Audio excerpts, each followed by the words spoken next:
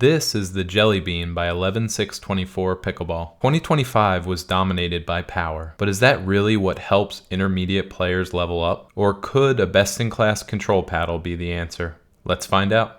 Dad, we need to talk. What's up, girls? You keep buying too many power paddles. Evidence. Well, yeah, they help with drives. I like hitting powerful drives. It's too much paddle for you. You can't handle it. But I saw Friday Pickleball win a tournament with only drives. If Friday Pickleball jumped off a cliff, would you jump too? Well, no, but... Here, try this. Okay, I'll give it a try. You'll thank us later.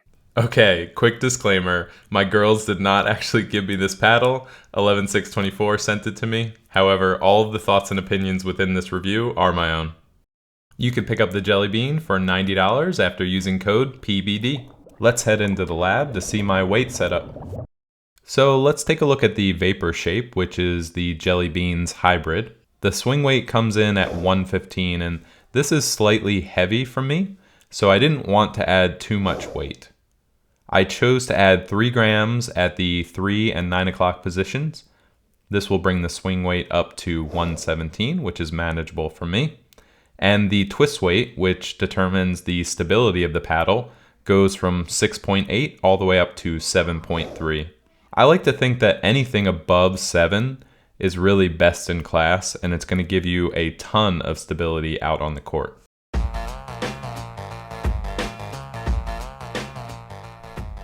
So just starting my impressions as an intermediate player, the first thing that I really experienced was joy with this paddle.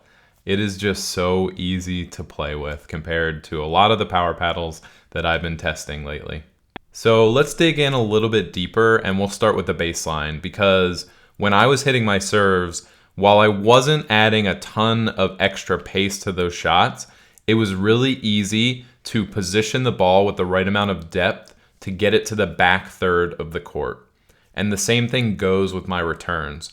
Because of the control that this paddle allows, you'll be able to really dial in where those returns and serves go. And so they're not going to be the fastest shot, but they will still be challenging because you'll be able to push your opponent to the back of the court. The primary downside from the baseline would be your drives.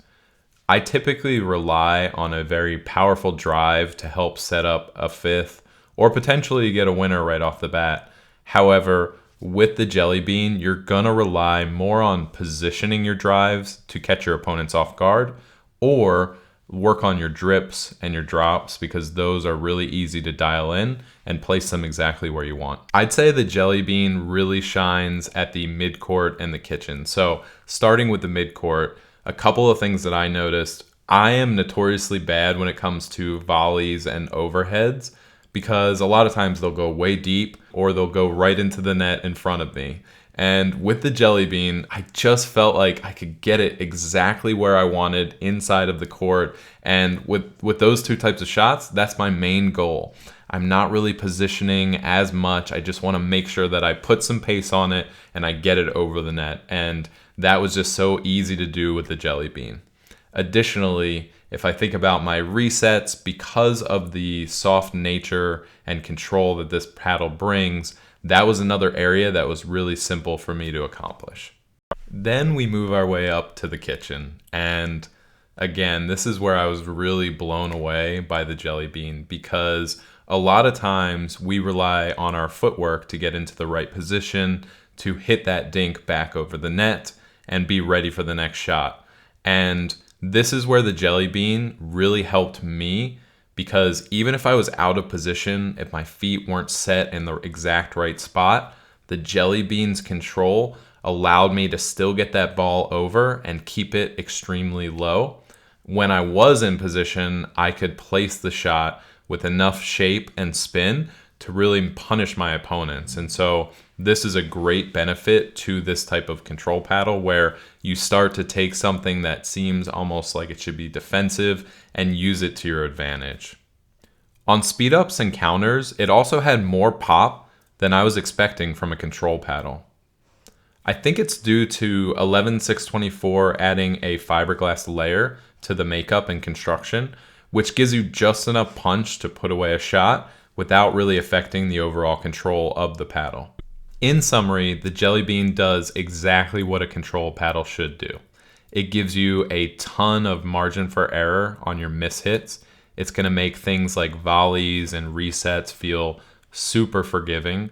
And then when you get close to the kitchen and you're looking to place your dinks and provide a quick counter punch to your opponent, you'll have all of those things in your arsenal with the Jellybean.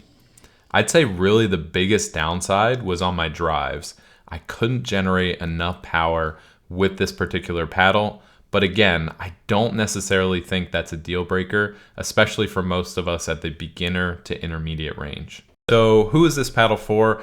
I personally feel that if you're looking for more consistency in your game, you want to be able to control your shot and determine exactly where to place the ball, this paddle is a perfect fit for you. I think a lot of us feel like they need power. However, especially at that beginner to intermediate level, what we're really chasing, in my opinion, is consistency. And so this isn't going to be the flashiest paddle out there on the court, but I do think it's going to be the paddle that is going to lead to a lot more victories if you continue to use it. So, who would I recommend to purchase the Jellybean paddle? For me personally, if I knew a beginner player who was just starting out, I would definitely point them towards 11SIX24 to pick this up because they're going to be able to work on their consistency. They're going to be able to keep it in the court a lot easier. Their soft game will be pretty effortless to start out. And those are the frustrating parts of the game that I think people try and like push away until later. And if they could start on that early and get the fundamentals down at the 3.5 or 4.0 level, they could then consider upgrading to a more powerful paddle. Thank you so much for watching, and I hope y'all can get out and play some pickleball soon.